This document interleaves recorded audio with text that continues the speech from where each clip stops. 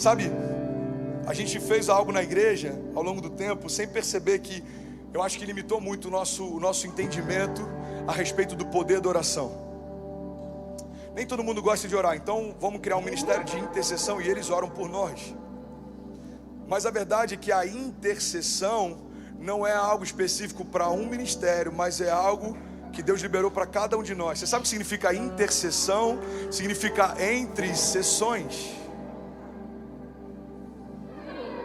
Um intercessor é alguém que está entre sessões. André, que sessões são essas? Os céus e a terra. Você é o canal de condução entre os céus e a terra. Então o intercessor traz à existência o que viu dos céus, e isso agora passa a ser visível na terra. Eu lembro que eu preguei um tempo atrás sobre visionários. E sabe o que é interessante? Todo visionário tem uma capacidade de passear no tempo. Tem uma mensagem minha, foi a primeira que eu preguei em Orlando, chamada Back to the Future. Você quer saber sobre o seu futuro? Volta na tua essência. O que o visionário faz? Ele tem a capacidade de passear no tempo. Ele vai no futuro, vê algo, volta para o presente e conta o que viu. Pega isso, irmão, quero pregar nessa manhã. Ele vê algo no futuro que ninguém viu, ele volta para o presente para contar. E por isso que muita gente acha que é loucura. É por isso que o ministério profético muitas vezes é mal compreendido. É por isso que tem alguns sonhos que Deus te deu e você carrega, que ninguém acha que vai acontecer, mas você tem uma firme convicção. Por quê? Você viu o que ninguém viu. O problema é que a gente está dependendo de aprovação de outros para confiar naquilo que Deus faria. Irmão, não precisa fazer sentido para ninguém, se já faz sentido para quem te prometeu. André, não faz sentido, eu entendo, você não viu o que eu vi, deixa eu continuar. Não faz sentido, eu entendo, vocês não viram o que eu vi, deixa a chuva chegar. Não é parecer estúpido até a primeira gota de chuva cair. Não faz sentido. Mas não tem que fazer. Deus não chamou a igreja para se mover por sentimento. Deus chamou a igreja para se mover por fé. Não caminhamos por aquilo que vemos, mas por aquilo que cremos. Você está comigo? Então eu quero te fazer esse convite, irmão. Provoque os seus milagres. Deus, me faz enxergar o que eu ainda não vi. Me leva a lugares que eu ainda não fui. Me dá visões de futuro. E quando Deus te der, abra a sua boca e profetiza. O profeta está diante de um vale de ossos secos e tem um diálogo poderoso acontecendo ali. Você acha que esse vale de ossos secos pode voltar a viver? O profeta fala: Senhor, tu sabes. Então abre a tua boca e profetiza. Pega isso, irmão. O profeta abre a boca, mas ele não fala algo que ele nunca tinha ouvido ninguém falar. Ele fala o que ele ouviu Deus falar. A Bíblia diz que o profeta fala: vale de ossos secos, ouçam a voz do Senhor. Eu ouvi algo de Deus e eu trouxe a existência. Qual que é o próximo passo? O som do céu. Ossos se unindo aos ossos, juntas e medulas, carne, pele. E aquilo que estava morto agora está marchando, cheio de vida. Por quê? Porque alguém acessou os céus e trouxe isso para a terra. Você está comigo ainda? Eu sei que é provocativo, a gente quer um lugar muitas vezes mais passivo. Estou abrindo uma empresa, eu quero que o meu pastor vá orar por ela. A gente pode ir, mas o que você carrega é suficiente para liberar algo sobre o teu negócio. A gente precisa de cura, eu quero que um profeta que é bom de cura venha. Deus usa profetas, mas também existe sobre você uma carga profética. Abra a tua boca, libere a palavra, abençoa os teus filhos, abençoa o teu negócio, abençoa a tua igreja, abençoa a tua jornada, abençoa o teu ano. Todas as vezes que você me vê pregar aqui, nos últimos 4 ou 5 anos, ou mais um pouco, talvez 6, 7 anos, não tem um ano que eu não diga: esse já é o melhor ano da minha vida. Porque por mais que ele ainda não seja, pelo poder da palavra, ele está se tornando. Esse ano já é o melhor ano da minha vida. Até quando? Até que venha o próximo. Alguém está comigo? Me deixa saber quanto tempo eu tenho. 3 minutos e 50. Amém. Alguém está recebendo algo de Deus nessa noite? Nessa manhã? Tem um conceito que eu acho interessante. Se chama efeito borboleta. Alguém já ouviu falar do efeito borboleta? Tem até um filme de Hollywood que fizeram a partir desse conceito. Eu não acredito nele, ok? Mas eu acho que ele pode ser uma expressão do que a gente pode fazer através da fé. O efeito borboleta ele acredita que um simples bater de asas de uma borboleta no Oriente pode causar tsunamis no Ocidente. O efeito borboleta acredita que coisas pequenas estão interconectadas, então tudo que acontece no mundo gera uma reação. Quando eu li sobre o efeito borboleta a primeira vez, eu falei, isso é fé. Uma palavra, poucas letras, uma frase provoca a abertura do mar, faz o morto ressuscitar, faz um tumor ser expelido, ou faz uma família ser restaurada, faz alguém cativo ser liberto, ou faz alguém cansado ser renovado, faz algo que não existia existir, faz algo que não fazia sentido passar a ter. Irmão, uma palavra libera destino, uma palavra muda uma história, uma palavra transforma uma região, uma palavra. Palavras não são só palavras, palavras são liberações. Então abra a tua boca e profetiza. Milagres são reativos, milagres são reativos. Sabe o que eu acho interessante? Eu quero finalizar falando um pouco sobre isso. Eu vi isso do Leandro Barreto, eu achei demais. A gente tem um relato na história, um relato de alguém que Jesus percebeu a presença dele. As multidões percebiam a presença de Jesus, tanto que quando sabiam que ele estava passando, corriam para vê-lo passar. Quando sabia que ele estava pregando, corriam para ouvi-lo pregar. Jesus, ele amontoava multidões, porque quando alguém dizia, cara, Jesus está na cidade, todo mundo corria para lá. Então a presença de Jesus sempre foi percebida. Mas só tem um relato de uma pessoa que Jesus percebeu a presença dela. Cara, isso é muito forte. Vem comigo, você está comigo ainda? Diga amém. Alguém está recebendo algo de Deus essa manhã? Diga amém. A gente tem 5.000 famílias conectadas. Você que está online, em nome de Jesus, receba isso. Receba isso. A gente vai receber testemunhos de milagres através dessa mensagem hoje. Eu creio nisso. Irmão, a Bíblia diz que uma mulher ouviu dizer que Jesus estava passando e ela correu para encontrar com ele. Então essa mulher, ela está escondida e ela nem chega a tocar em Jesus. Ela só tocou no que tocava Jesus. Você já pegou essa chave? A gente já falou sobre isso algumas vezes. Essa mulher toca na orla das vestes de Jesus e ela sai. Porque para ela, aquele toque era tudo que ela precisava. Ela tocou, foi curada e saiu. Só que a fé dela provocou algo em Jesus. Jesus para a multidão e fala, peraí, alguém me tocou. Aí os discípulos, a Bíblia fala sobre isso. Eu imagino que eles devem ter ficado, alguns deles, Pedro provavelmente até um pouco revoltado. Jesus, você está brincando, tem milhares de pessoas te comprimindo. Tem gente de tudo que é lugar. Como assim alguém te tocou?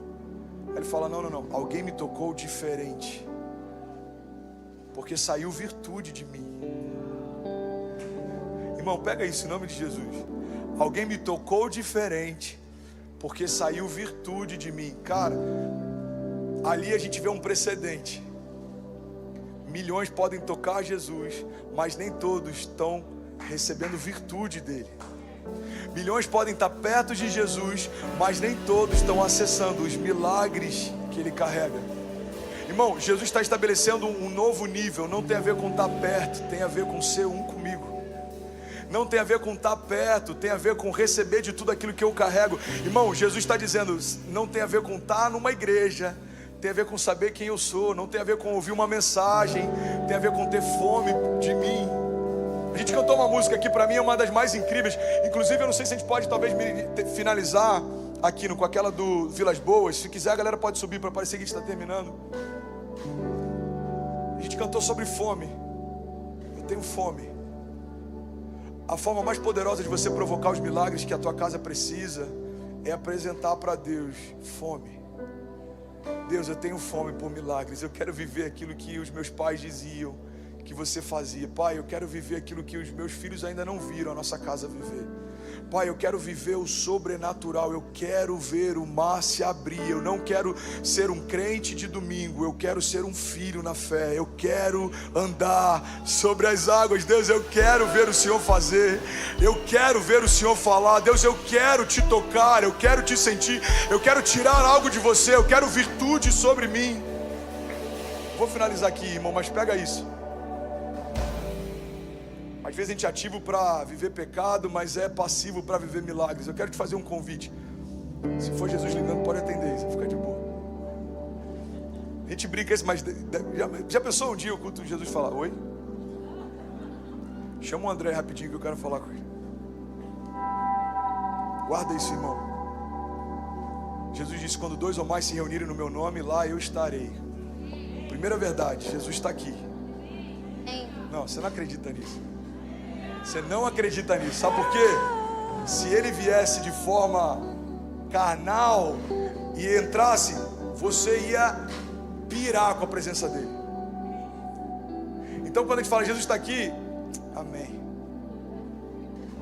Eu vou liberar isso e eu quero que você traga isso à tua consciência. Jesus está aqui. Agora, passeando nos corredores, Jesus está aqui. Quando 2 ou mais se reunirem no meu nome, lá eu estarei. Primeira verdade sobre essa manhã: Jesus está aqui. Segunda verdade, para a gente poder fluir debaixo desse entendimento essa manhã: o que ligarem na terra terá sido ligado nos céus. A gente vai terminar esse culto. No momento de adoração, eu queria que você começasse a ligar algumas verdades sobre a tua casa, sobre a tua vida, sobre o teu interior, sobre o teu coração, sobre a tua mente, sobre os teus filhos, sobre o teu ano, sobre essa década. Abra a sua boca e começa a provocar os céus. Irmão, eu não sei se você já viu alguém que vê uma árvore cheia de frutos e começa a sacudir para poder ter acesso a eles. É exatamente assim a provocação que a gente faz. Deus, eu vou sacudir até que os milagres venham. Eu vou provocar os céus até que os céus desçam.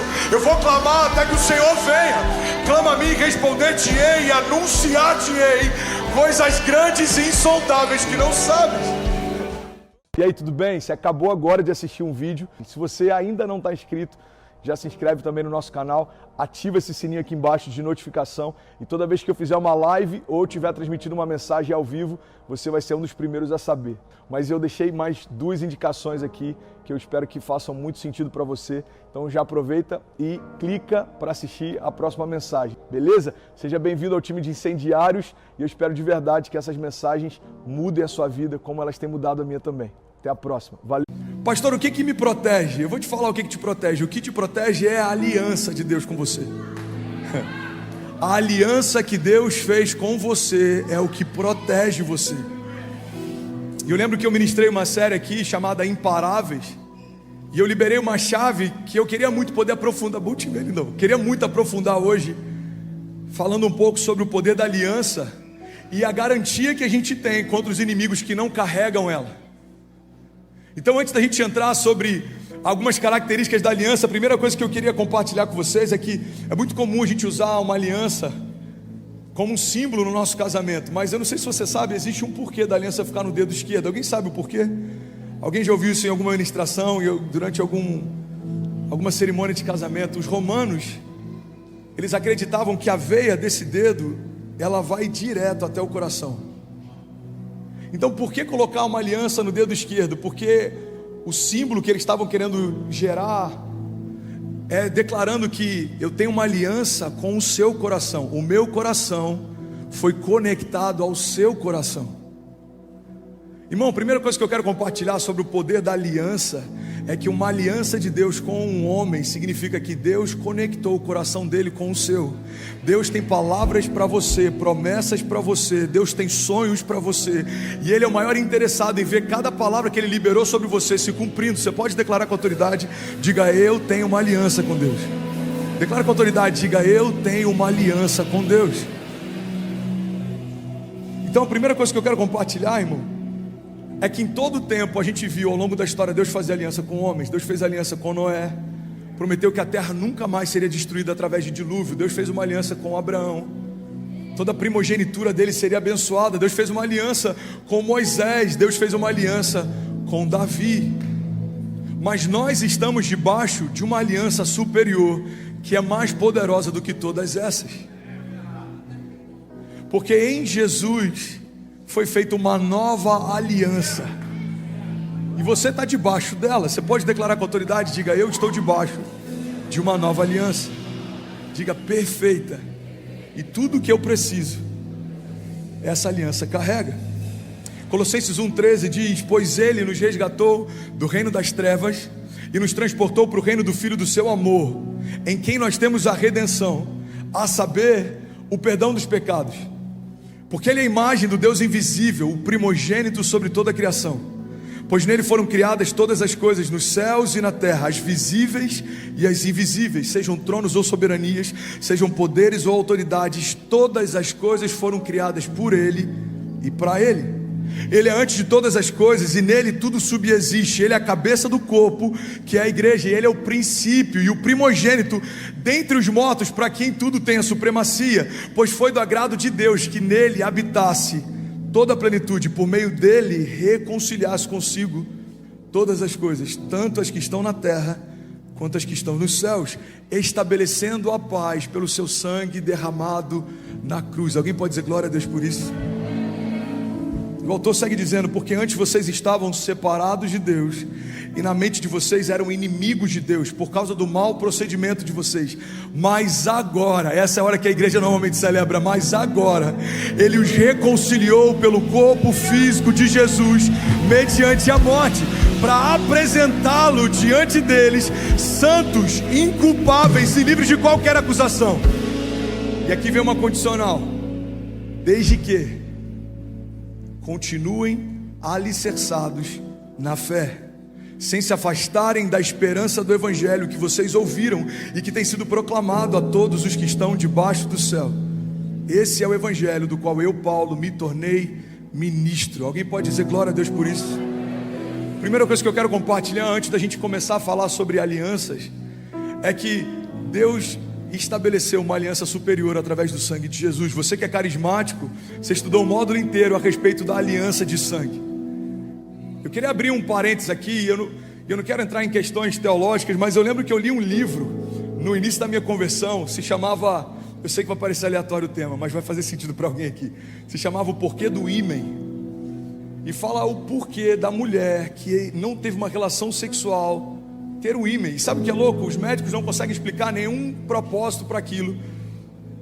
Não existe nenhum propósito ou sentido para a mulher ter aquilo. Mas existe uma linha teológica que acredita que o propósito é espiritual, porque quando a mulher tem uma relação pela primeira vez, o ímen se rompe, então é dispersado o sangue, e naquele momento é feita uma aliança de sangue entre o homem e a mulher.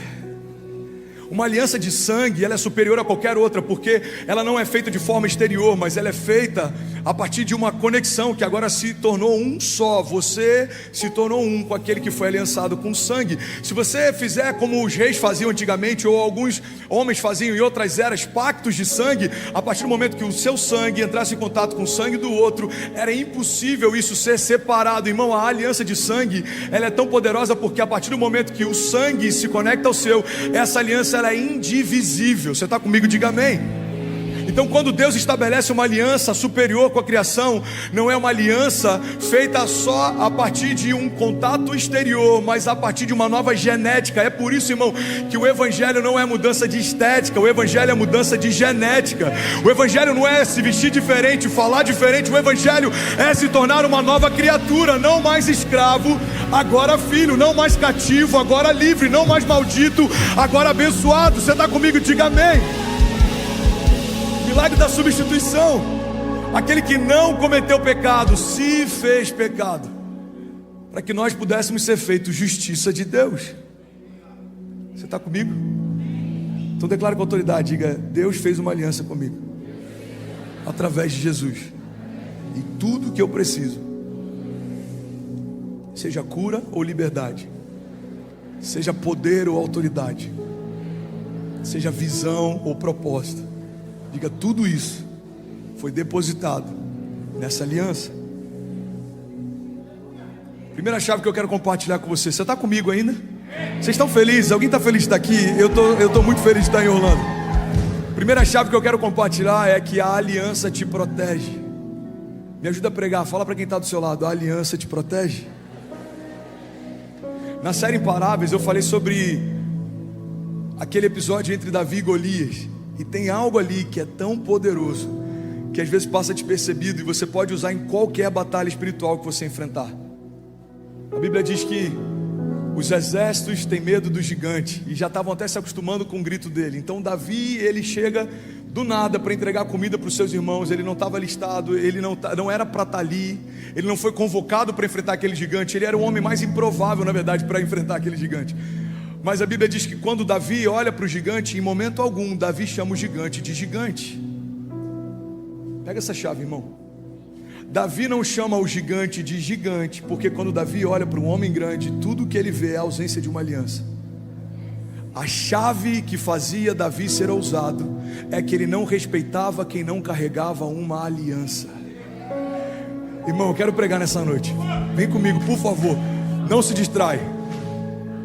Davi olha para um homem grande, tem aliança? Não. Então quem é esse homem sem aliança com o Deus vivo para enfrentar o exército do Deus vivo? Quando ele chama aquele homem de incircunciso filisteu, é porque a circuncisão era uma marca de uma aliança, era o despojar da carne para que fosse feita uma aliança. Então quando ele olha para um homem que não tem aliança, a pergunta de Davi é: como alguém que não tem aliança com Deus quer enfrentar alguém que tem aliança com Deus? Alguns já estão pegando.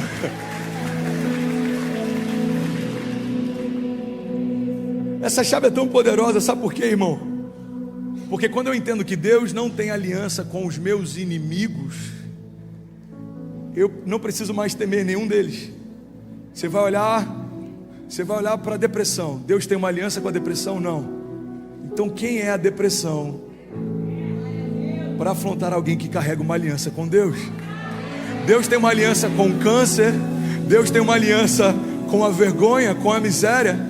Irmão, olha para mim, você precisa lembrar em toda batalha espiritual, em todo momento difícil, em todo momento em que você é desencorajado, em que você é perseguido, em que você é desanimado, confundido, você precisa trazer à tua memória: os demônios não têm aliança, Satanás não tem aliança, o inferno não tem aliança, a morte não tem aliança, as doenças não têm aliança. Você está comigo?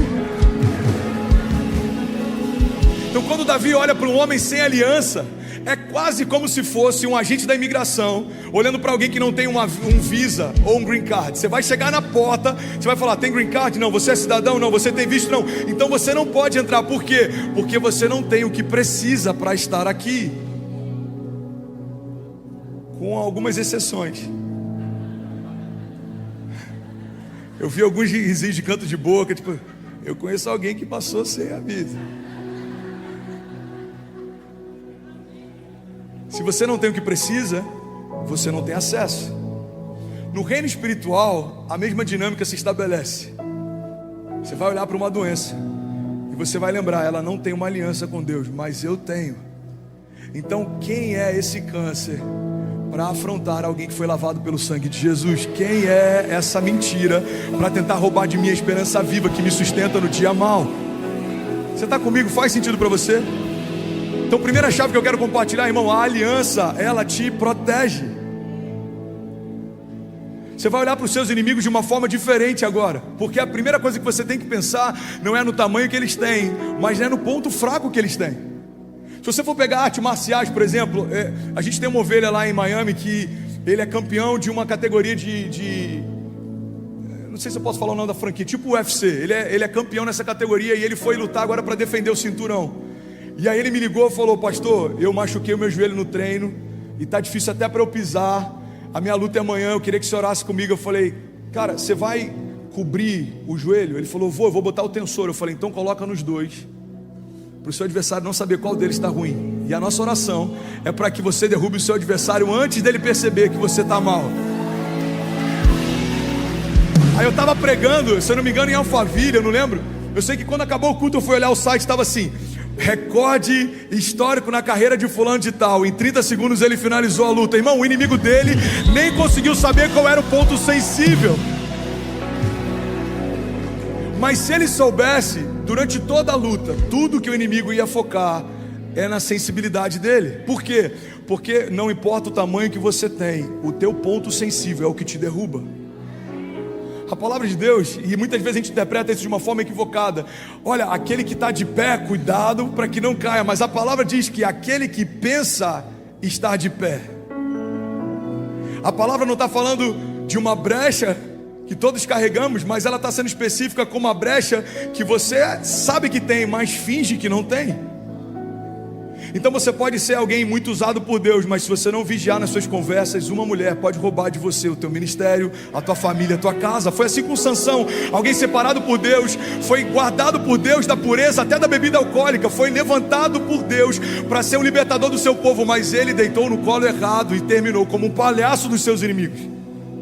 Você percebe, a força de Sansão era descomunal. A gente não vê relatos de alguém tão forte como ele, mas um ponto sensível colocou em xeque toda a sua história. Irmão, olha para mim. Assim como um grande homem de Deus pode ser derrubado por uma pequena brecha, os nossos inimigos, por maiores que possam parecer, também carregam pontos sensíveis. E eu quero falar sobre um único ponto sensível que você vai encontrar em todos os inimigos de Deus, e é só nele que você precisa focar. Eles não têm uma aliança com Deus. Cara, isso é tão forte, porque é tão simples, é tão poderoso. A gente pode usar em qualquer área da nossa vida, em qualquer momento. Eu estou passando um momento de escassez, você vai olhar para a falta, para a miséria não tem uma aliança com Deus. Filipenses 4,19, o Zulato ministrou aqui: o meu Deus suprirá todas as necessidades de vocês, segundo as suas riquezas em glória. O salmista declara: eu nunca vi um justo mendigar o pão, ou a sua descendência passar fome. A miséria não tem uma aliança com Deus. Então, se você tem enfrentado esse inimigo, você vai olhar para essa perspectiva. Qual é o ponto sensível da miséria? Qual é o ponto sensível das doenças? Qual é o ponto sensível da mentira? Eles não têm uma aliança com Deus. Levanta sua mão mais alto que você puder. Declare com autoridade, diga: Pai, a aliança que você fez comigo é o que me protege no dia mau. Diga: os meus inimigos, cada um deles, virão por um caminho, mas por 7 caminhos eles fugirão. Serão envergonhados, abatidos, confundidos, porque nenhum deles carrega uma aliança de sangue. Você pode celebrar Jesus no seu lugar? E aí, tudo bem? Você acabou agora de assistir um vídeo. Se você ainda não está inscrito, já se inscreve também no nosso canal, ativa esse sininho aqui embaixo de notificação, e toda vez que eu fizer uma live ou estiver transmitindo uma mensagem ao vivo, você vai ser um dos primeiros a saber. Mas eu deixei mais 2 indicações aqui que eu espero que façam muito sentido para você. Então já aproveita e clica para assistir a próxima mensagem, beleza? Seja bem-vindo ao time de incendiários, e eu espero de verdade que essas mensagens mudem a sua vida como elas têm mudado a minha também. Até a próxima. Valeu. Hoje eu quero falar sobre a essência da igreja. Porque muitas vezes a gente está na igreja, mas por não entender a essência do que é ser igreja, estamos numa organização, mas ainda não nos tornamos parte de um organismo. É possível você estar numa organização, fazer parte de uma instituição, mas ainda não fazer parte do corpo. Para fazer parte do corpo não significa que você está debaixo de toda uma lei e regras de usos e costumes estabelecidas por algum homem que fundou alguma denominação em algum momento da história. Não, vai muito além disso. Você, a partir do momento que entregou a tua vida para Jesus, foi enxertado no corpo vivo. Ele é a cabeça e nós somos os membros, e ajustados fazemos parte da multiforme graça de Deus, andando pelas ruas da cidade. Você está comigo? Diga amém. E eu quero utilizar um texto base hoje, Mateus 28, 18, eu queria, por favor, que você não se distraísse. Talvez alguns vão dizer: pastor, eu trouxe um amigo e eu queria tanto uma mensagem evangelística. Eu estou falando sobre a essência da igreja, e isso é a base do evangelho. Não tem nada mais evangelístico do que isso, amém? Mateus 28, 18 diz: então Jesus aproximou-se deles e disse: foi-me dada toda a autoridade. Declara comigo, diga: toda autoridade no céu e na terra. Não é só até a autoridade, obrigado. Vocês são incríveis. Foi-me dada toda a autoridade no céu e na terra. Portanto, vão e façam discípulos de todas as nações, batizando-os em nome do Pai, do Filho e do Espírito Santo, ensinando-os a obedecer a tudo que eu lhes ordenei. E eu estarei sempre com vocês até o fim dos tempos. Alguém pode dizer glória a Deus por isso? Mateus 28, Jesus estabelece, nessa passagem tão simples, tão objetiva, 3 pilares fundamentais que representam a essência da igreja. O primeiro pilar fundamental é que Jesus, nesse texto, ele está deixando claro que ele delegou para a igreja a sua autoridade. Jesus não delegou tarefa, Jesus delegou a autoridade. Porque não adianta entendermos que temos uma missão se não recebemos dele autoridade. Vou falar isso de novo, irmão. Antes de Jesus enviar a igreja para o mundo, Jesus enviou o Espírito para a igreja.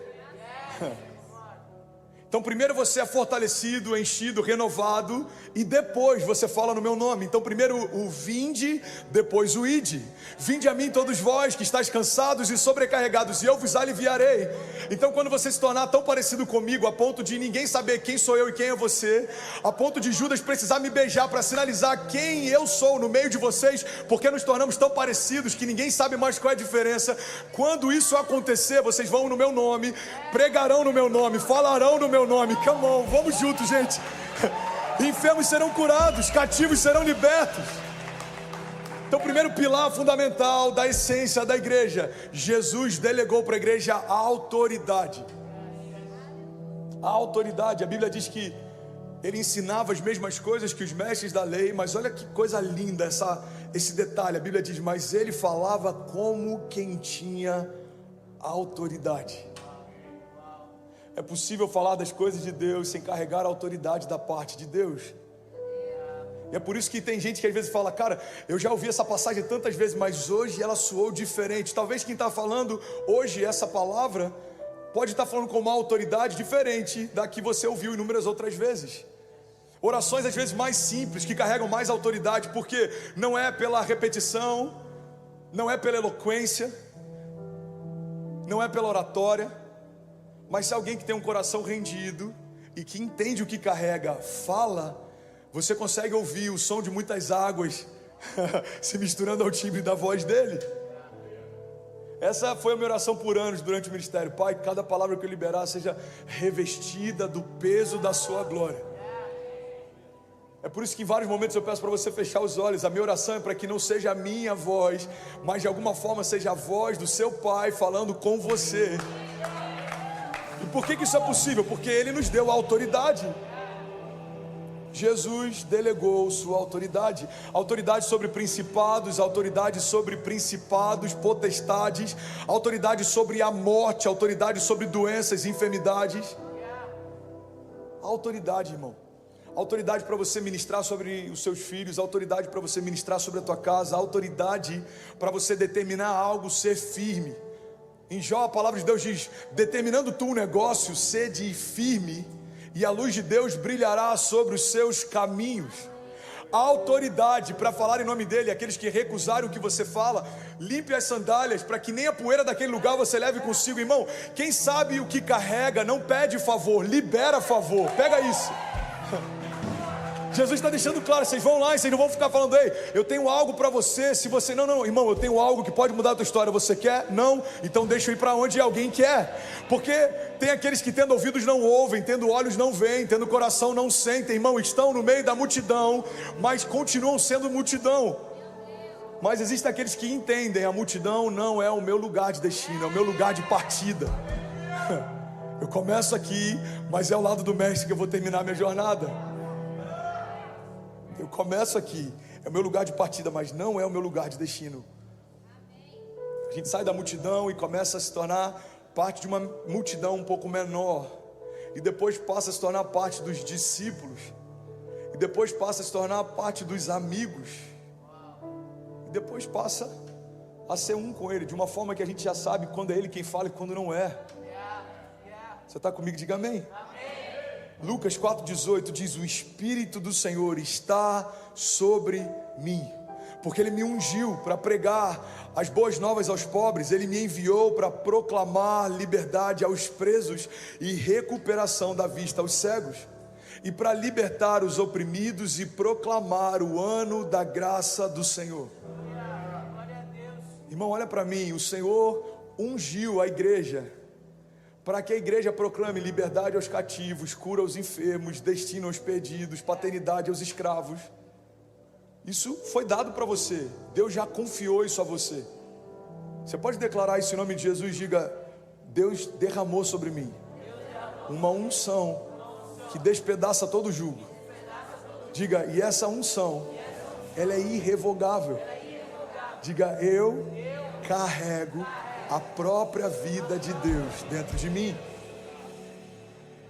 É esse paralelo, irmão, que não é um paradoxo, parece que se anula, mas não. É de um extremo ao outro. Ele vem como um cordeiro, ele entrega aos seus tosqueadores, ele não abre a sua boca, ele não fala nada. Mas por que ele não se defende? Porque ele não veio para se defender, ele veio para se entregar. Então ele vem, mesmo tendo autoridade, não utilizou dela durante o seu sacrifício na cruz. Só não esquece de uma coisa: ele não foi assassinado, ele se entregou. Ninguém tirou a vida dele, porque não seria possível tirar a vida da própria vida. Então a vida se entrega à morte, para que aqueles que estavam mortos pudessem receber a vida. Jesus morreu no meu lugar. Então ele morre como um cordeiro. Mas a gente não pode esquecer, irmão, e a doutrina não pode tirar de nós esse entendimento, e a religião não pode tirar de nós essa clareza de que o nosso Deus se entregou como um cordeiro, mas ele governa como um leão.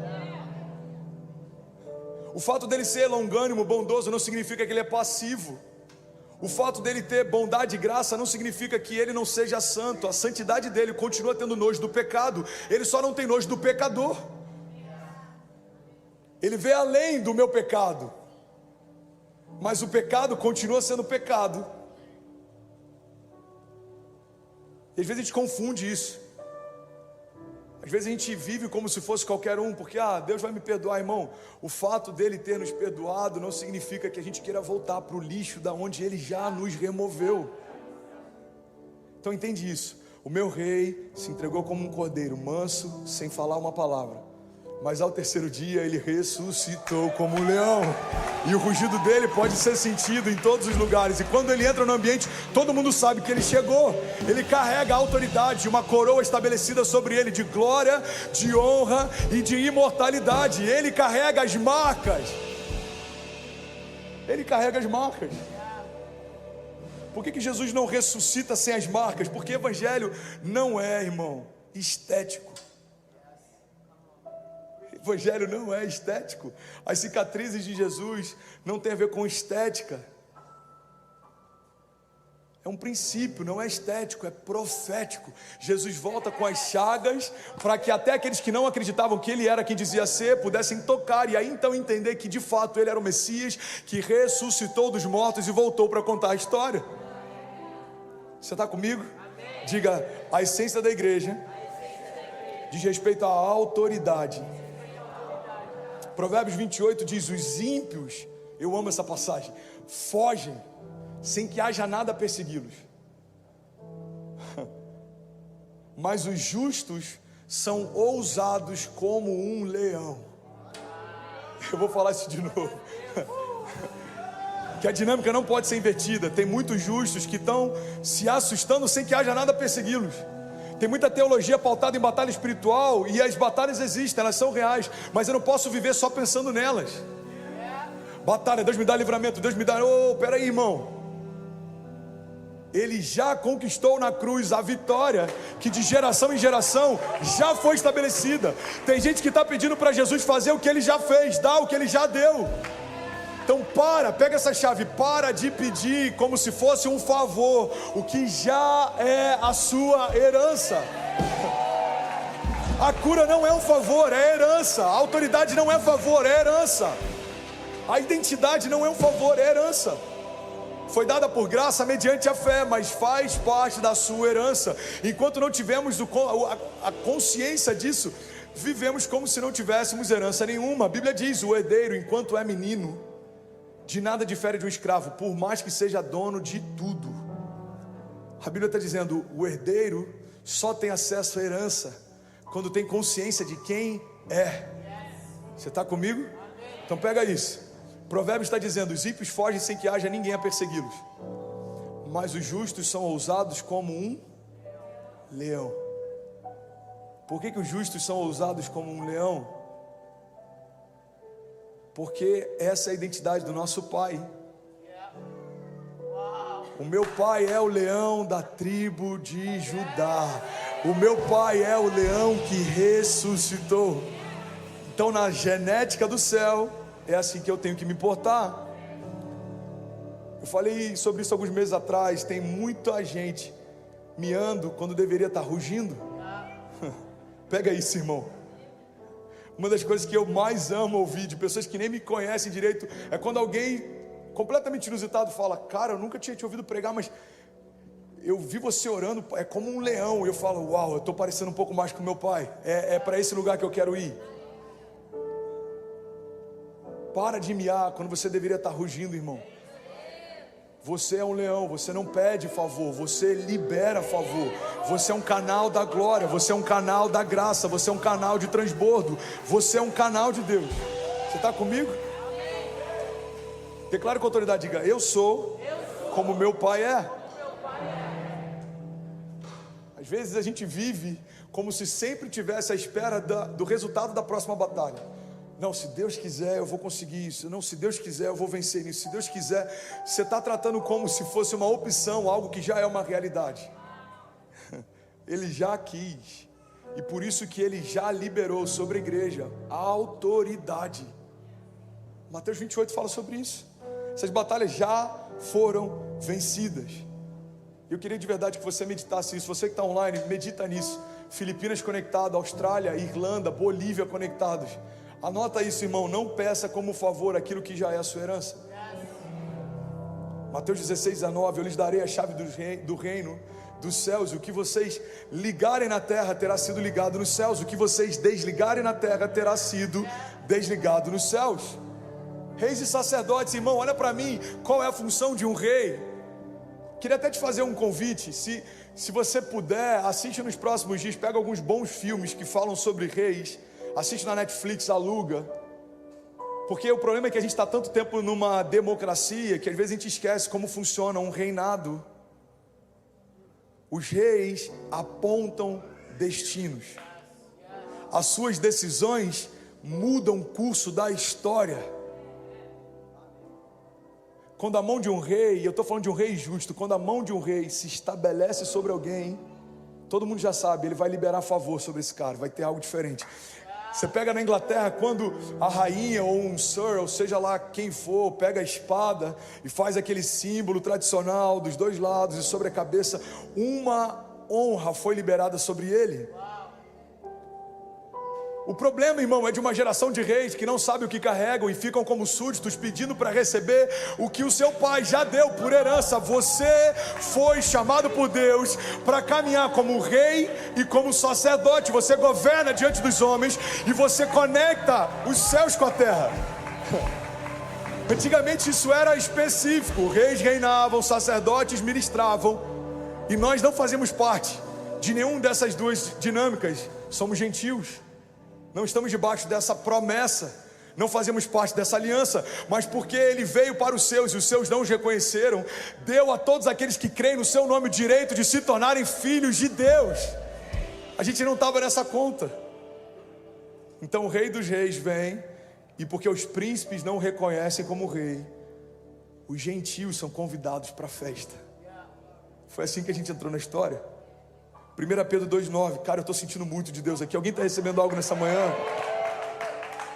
1 Pedro 2,9, vocês, porém, são geração eleita, sacerdócio real, nação santa, povo exclusivo de Deus,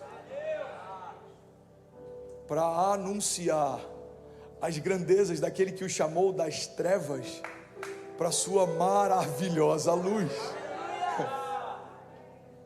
Você tem noção da grandeza, do peso do nosso chamado como igreja? Reinar diante dos homens e ministrar diante dos céus.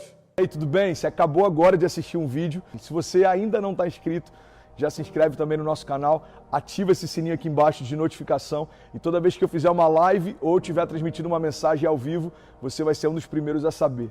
Mas eu deixei mais duas indicações aqui que eu espero que façam muito sentido para você. Então já aproveita e clica para assistir a próxima mensagem, beleza? Seja bem-vindo ao time de incendiários, e eu espero de verdade que essas mensagens mudem a sua vida como elas têm mudado a minha também. Até a próxima. Valeu!